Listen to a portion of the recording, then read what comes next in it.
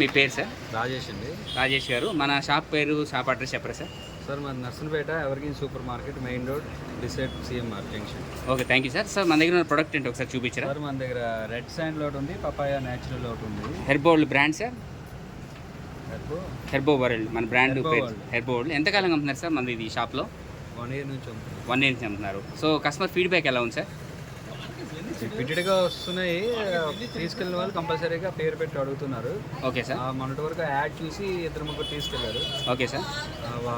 ఉన్నారు దీని premium customers ఉన్నారు, రిపీటెడ్గా తీసుకెళ్తారు. రెగ్యులర్గా తీసుకెళ్లే వాళ్ళు అడిగి తీసుకెళ్తున్నారు సార్.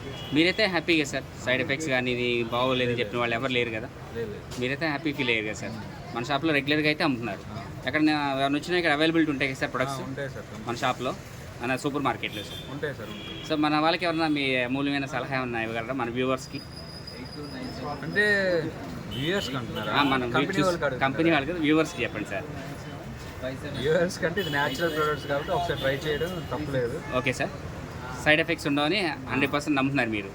ఆల్రెడీ 1 yearకి అమ్ముతున్నారు కాబట్టి మీ దగ్గర రియల్ ఫీడ్బ్యాక్ ఉంది కదా సార్? రెగ్యులర్గా వాడేవాళ్ళు మళ్ళీ తీసుకెళ్తున్నారు కాబట్టి అది చూసి మీరు చెప్తున్నారు. మీరైతే సజెస్ట్ చేస్తారు కదా సార్ అందరికీ? Thank you sir. Thank you very much. Location తీసుకోండి. అరే ఎంత కావాలమ్మా? 2-3 కేజీలు కావాలి. చూడు జీడిపప్పు 5-6 అమ్మా. 5-6 చెప్పమ్మా.